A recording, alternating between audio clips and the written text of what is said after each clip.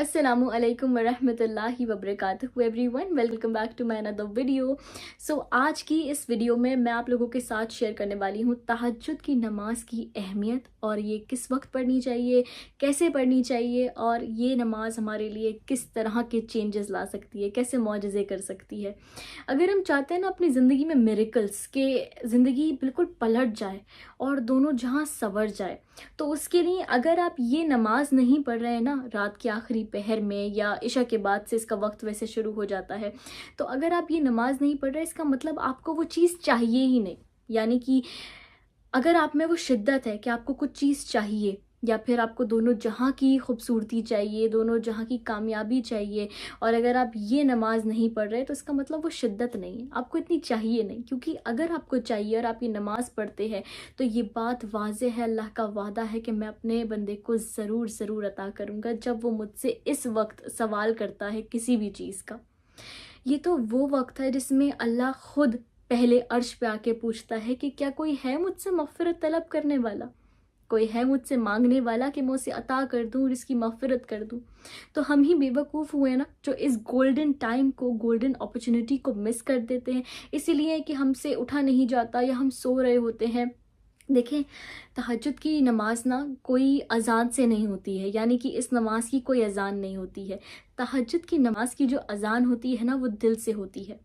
ये एक इनविटेशन है आपको अल्लाह का, क्योंकि ये नमाज हर कोई नहीं पढ़ता है। फजर हर कोई पढ़ता होगा लेकिन तहज्जुद हर कोई नहीं पढ़ता है। तहज्जुद की नमाज सिर्फ वो शख्स पढ़ता है जिसको अल्लाह ने चुना हो, जिसमें वो शिद्दत हो, जिसको अल्लाह ने बहुत कुछ देना हो। मान लें अगर आप तहज्जुद पढ़ने लगे हैं ना तो आपकी लाइफ ऐसे चेंज होने वाली है कि आपने सोचा भी नहीं होगा। ये ऐसी नमाज है कि इसमें जो भी आप दुआ मांगते हैं ना तो वो ऐसा तीर है जो अपना निशाना मिस नहीं करता है, कुछ वक्त के बाद ही से, लेकिन आपको बेहतरीन मिलेगा अगर आप तहज्जुद गुज़ार हैं तो। सबसे पहले हम इसका टाइम डिस्कस कर लेते हैं, जो कि बहुत लोगों को कन्फ्यूजन होती है। जैसे कि तहज्जुद की नमाज का जो वक्त है वो इशा के बाद से शुरू हो जाता है और फजर की नमाज के पहले तक रहता है। आप इसमें कभी भी पढ़ सकते हैं, लेकिन हाँ, जो बेहतर है वो यही है कि आप फजर के टाइम से थोड़ा सा पहले पढ़ें, आधा एक घंटा पहले, जो रात का आखिरी वक्त होता है।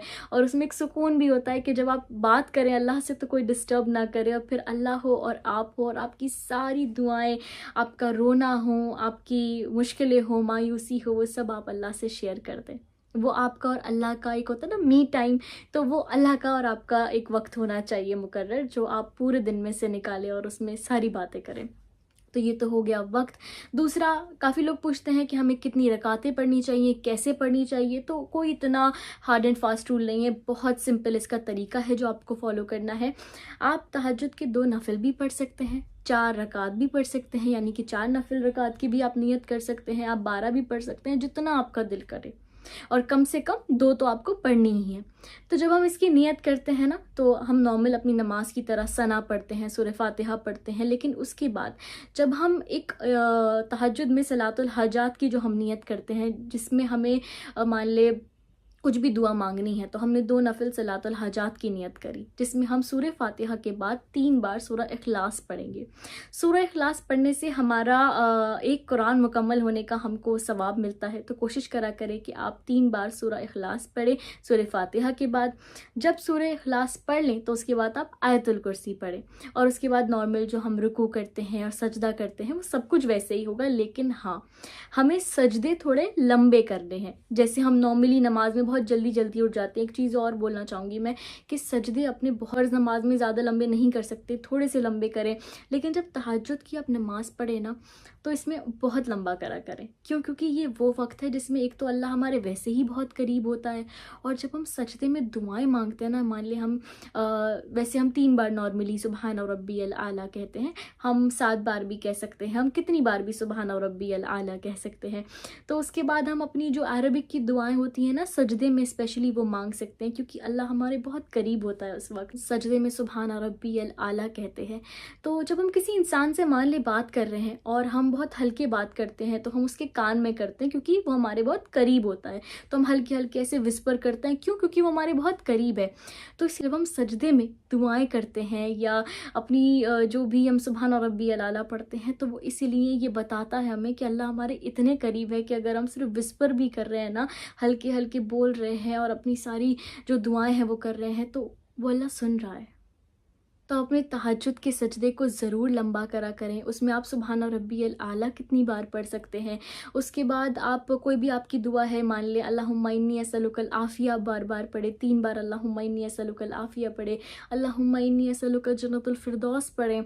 आप हस्बुनल्लाहु व निअमल वकील, हस्बुनल्लाहु व निअमल वकील ये पढ़ें। आप अल्लाह के नाम ले सकते हैं सजदे में, तहज्जुद की नमाज में, या समीऊ और या जब्बारू या वहाबू या फ़त्ताहू या रहमान या रहीम या गफूरू, ये सब अल्लाह सुब्हानहू व तआला के नाम याद करें, जो मैं भी कर रही हूँ अभी, बट अल्लाह आपके साथ शेयर करती रहूँगी।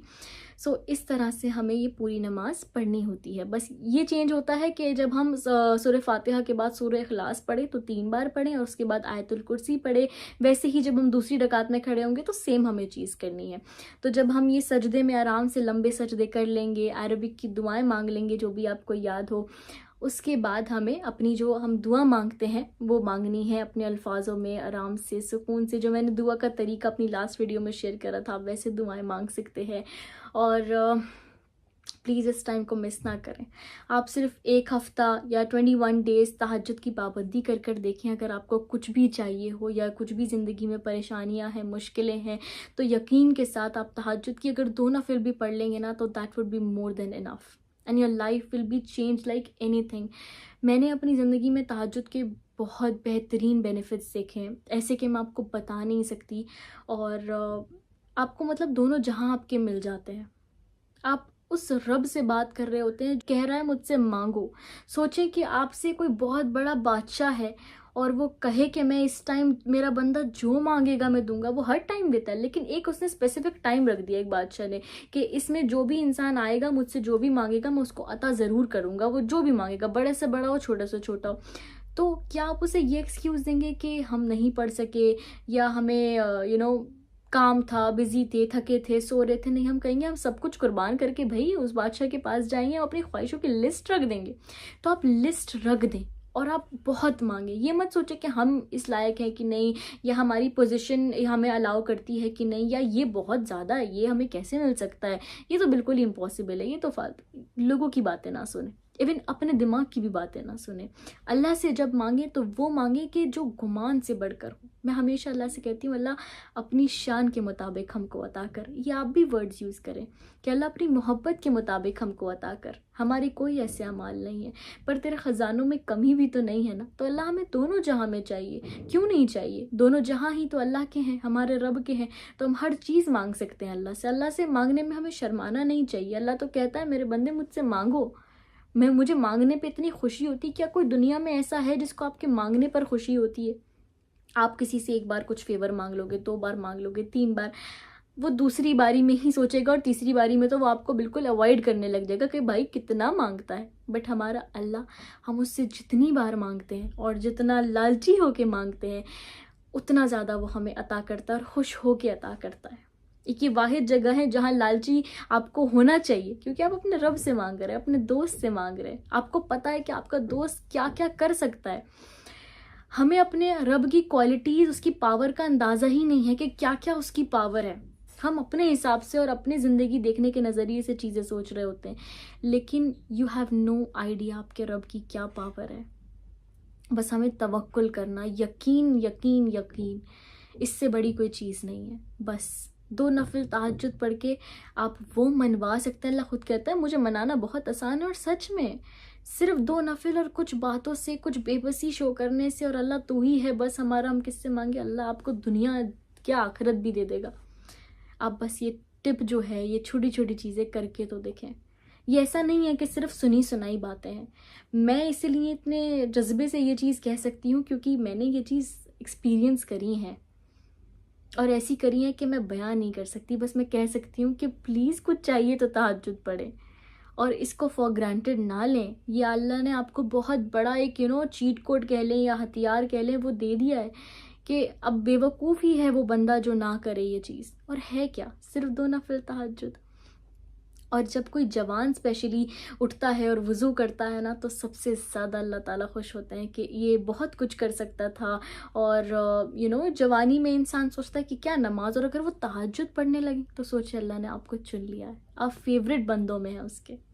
और बन सकते हैं फेवरेट बंदों में अगर आप तहज्जुद पढ़ते हैं तो ये छोटा सा तरीका है। अगर आप दुआ की लिस्ट जानना चाहते हैं कि क्या दुआएं मांगनी चाहिए, वो आप मेरी लास्ट वीडियो में देख सकते हैं, उसमें मैंने सब कुछ शेयर करा है। ये एक छोटा सा तरीका है तहज्जुद की नमाज का। इंशाल्लाह अल्लाह हम सब की नमाज़ों को ज़रूर कबूल करेगा और हमारी दुआएं भी कबूल होंगी। परेशान नहीं होना है, बस ना उम्मीद नहीं होना है। ना उम्मीदी शैतान की तरफ से होती है और वो कुफ्र है।